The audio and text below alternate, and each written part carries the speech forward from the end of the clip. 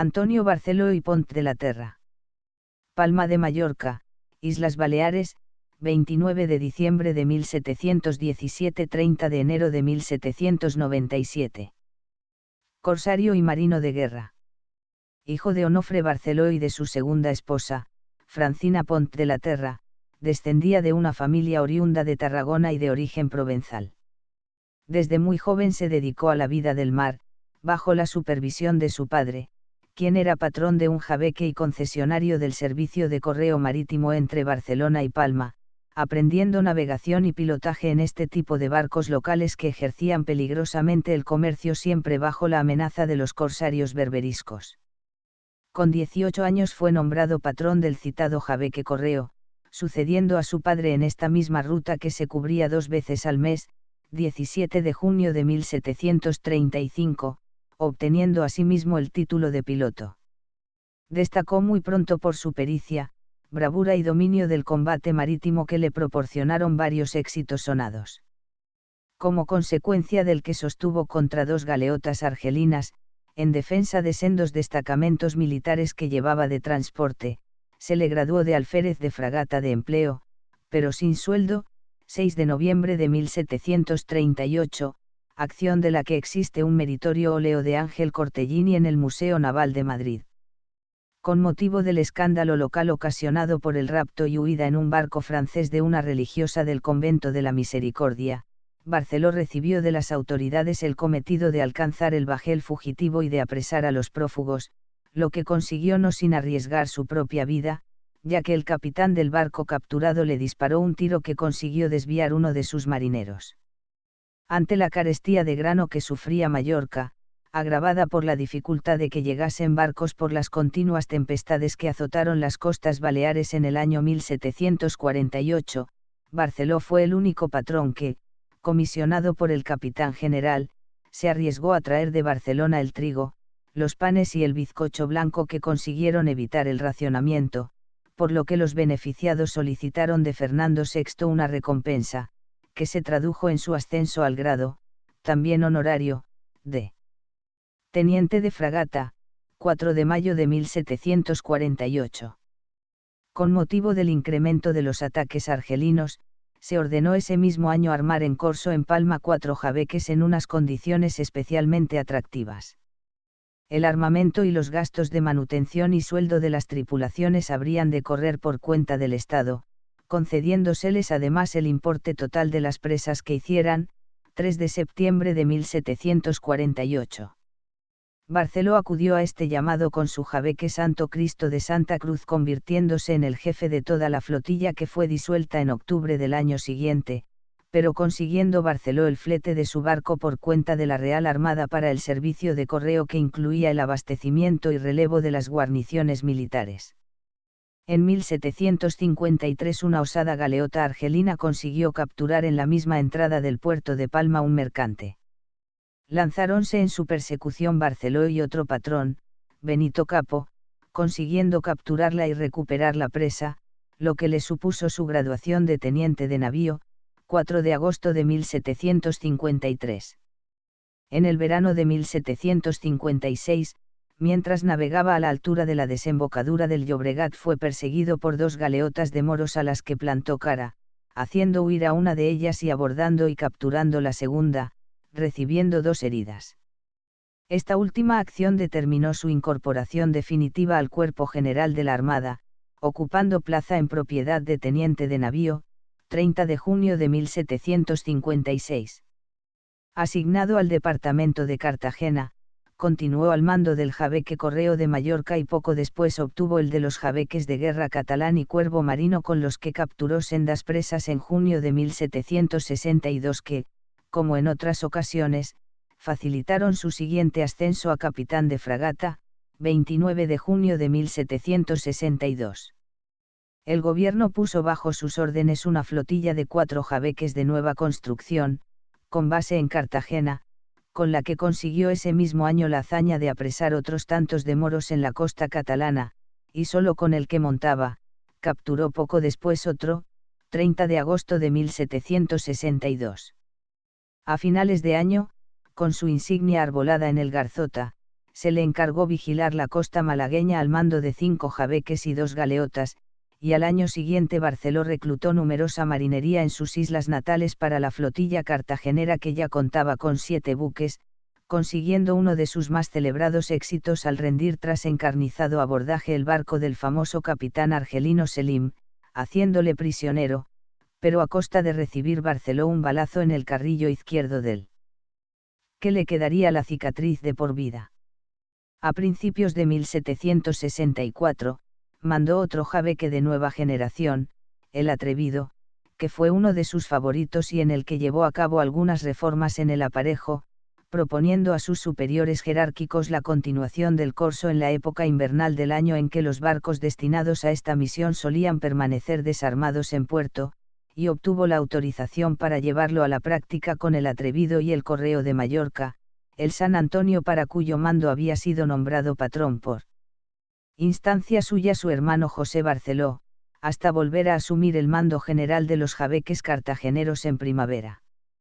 José Barceló continuó prestando sus servicios a la corona durante una década y ambos hermanos protagonizaron un encuentro con otros tantos enemigos en la costa alicantina en el que consiguieron rescatar un número considerable de cautivos. 21 de enero de 1766, quienes dedicaron una tabla esvoto a Nuestra Señora de Montserrat que se conserva en el Museo Marítimo de las Atarazanas de Barcelona. 4 días después apresaron 2 pingues y los depositaron en el puerto de Málaga. Antonio Barceló simultaneó, por lo tanto, el mando de escuadrillas y el de buques sueltos, utilizando con frecuencia la táctica de llevar otro barco en conserva junto al suyo, para facilitar los apresamientos y el mutuo apoyo. El don de mando y la habilidad proverbial de Barceló consiguieron que sus dotaciones, valerosas y disciplinadas, le fueran muy afectas, incluso los marineros con los que se proveyeron las vacantes y los reclusos embarcados por fuerza, como se demostró también en 1766 en que el rey indultó a estos últimos por su buen comportamiento. Tras llevar a cabo otras numerosas acciones de guerra y de recibir el cometido de trasladar con su flotilla a los expulsados jesuitas desde Cartagena a los estados pontificios en el verano de 1767, al año siguiente conseguía apresar uno de los jabeques mejor armados de Argel, el Caballo Blanco, frente al peñón de Vélez de la Gomera, que por tratarse de un excelente barco pasó al servicio de la Armada y años después canjeado por el correo que había construido a sus expensas Antonio Barceló, dándosele a él el mando del Lebrel de 32 cañones. De regreso a su base cartagenera a principios de 1769, recibió amplias atribuciones para organizar el contracorso de la manera que estimase más conveniente y ante la enorme fama que dentro y fuera de su ámbito había adquirido su figura. El secretario de Marina, Arriaga, ordenó que se le remitiesen el listado de presas capturadas por el capitán de fragata Barceló durante los 7 años en los que había disfrutado de este empleo, 1762 a 1769, calculándose que en ese periodo había echado a pique o apresado 19 buques de moros, entregando más de 1000 prisioneros entre argelinos, marroquíes y turcos, como forzados a los arsenales del rey, liberando a otros tantos cristianos cautivos que se encontraban presos a bordo o canjeados posteriormente en Argel. Barceló fue promovido a capitán de navío, 20 de marzo de 1769, y continuó prestando servicios con toda la escuadrilla o bien con solo 2 de sus buques, protegiendo las costas catalanas, levantinas y malagueñas y las comunicaciones con los presidios de África, llegando a represar barcos napolitanos que, pese a ser declarados buena presa por los tribunales españoles, hubieron de ser devueltos por razones diplomáticas. En otoño de 1774 se vio resentida su salud,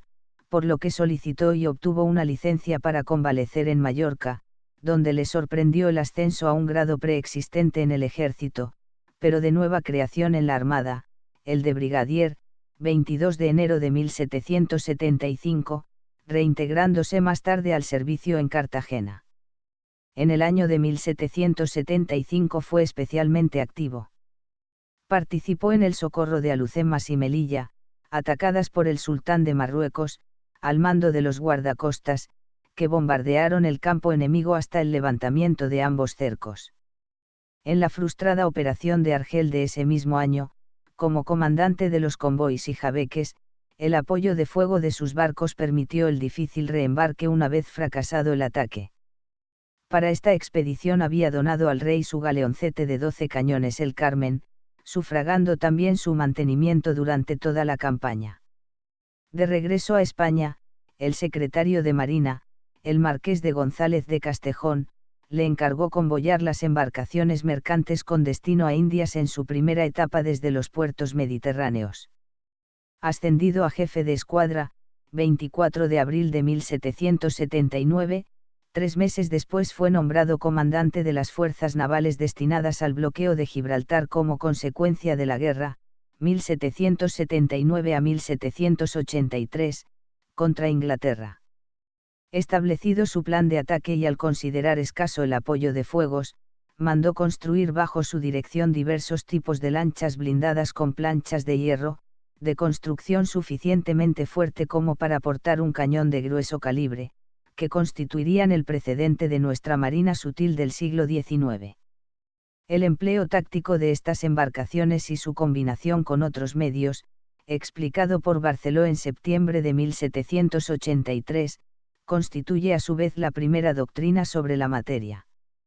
A las 40 cañoneras iniciales que llegaron a construirse en el río Palmones, se añadieron otras 20 obuseras con que batir con tiro curvo las defensas enemigas y 5 baterías flotantes de doble cubierta de cuya construcción se encargó el francés de Arcon. Fracasado el ataque por mar a la plaza, 13 de septiembre de 1782, y habiendo conseguido hacer entrar suministros y refuerzos los ingleses, Barceló continuó batiendo día y noche los bastiones enemigos con sus lanchas hasta el cese de las hostilidades, siendo herido otras 2 veces. Sus cañoneras y bombarderas fueron de nuevo utilizadas en los bombardeos de Argel de 1783 y 1784, encomendados a Antonio Barceló, nombrado ya teniente general, 16 de febrero de 1783, como jefe de ambas escuadras que, partiendo de Cartagena, cumplieron eficazmente su cometido punitivo. Entre una y otra acción, Barceló, tras desembarcar de su buque insignia, el navío Terrible, fue llamado a la corte, donde el rey le concedió el sueldo de teniente general de por vida, 26 de septiembre de 1783, por los méritos contraídos en el primer bombardeo. La segunda expedición punitiva, que zarpó de Cartagena en julio de 1784, fue mayor. Se reunieron 130 embarcaciones de todo tipo a las que se sumaron las escuadras de Nápoles y de la Orden de Malta, todo el conjunto al mando de Barceló que colocó su insignia a bordo del navío Rayo. Los daños que se infringieron a la ciudad fueron grandes, pero el mayor de todos fue la pérdida de buena parte de la flotilla corsaria argelina que ya nunca volvería a recuperar la pujanza anterior. Una vez más, Antonio Barceló estuvo a punto de perder la vida cuando la falúa desde la que dirigía las operaciones se hundió, salvándole su mayor general, José Lorenzo de Goicoechea. De regreso en Cartagena, obtuvo permiso para ir a descansar a Palma mientras no se le diera destino, confiriéndosele allí el mando de comandante general de las fuerzas navales destinadas al corso en las Islas Baleares y costas de Berbería, con la merced de disfrutar de dietas de embarque aunque permaneciese en tierra, 27 de septiembre de 1784, siendo condecorado con la Orden de Carlos III. El último de los servicios prestados por Barceló fue el alistamiento de la escuadra aprestada en Algeciras para el bombardeo de Tánger en 1792, que fue suspendido por la muerte del sultán de Marruecos y las nuevas perspectivas de paz. Finalizadas las operaciones en junio de ese año, se ordenó su retiro a Mallorca, donde falleció. Sus restos reposan bajo el pavimento de su capilla familiar dedicada a San Antonio, en la iglesia de la Santa Cruz de Palma, y un sencillo cenotafio le recuerda en el Panteón de Marinos Ilustres de San Fernando, Cádiz. El genio de Barceló como marino fue reconocido plenamente en su época, pero su integración en la escala básica de la Armada y más tarde su promoción al generalato despertó algunas suspicacias de quienes estimaban imprescindible una compleja formación de la que Barceló carecía. El conde de Fernán Núñez, antiguo capitán general de las galeras de España, a las que los jabeques de Barceló vinieron a sustituir, encabezó la lista de los agraviados por sus ascensos. Señala: Barceló, aunque excelente corsario, no tiene, ni puede tener por su educación, las calidades de un general. Para el pueblo fue un auténtico ídolo, quedando para la posteridad el apotegma de ser más valiente que Barceló por la mar. Valiente, sacrificado y audaz, resultó el hombre ideal para las misiones que se le encomendaron, donde otros con más estudios fracasaron y que justificaron la confianza que en él puso el secretario de Marina Arriaga.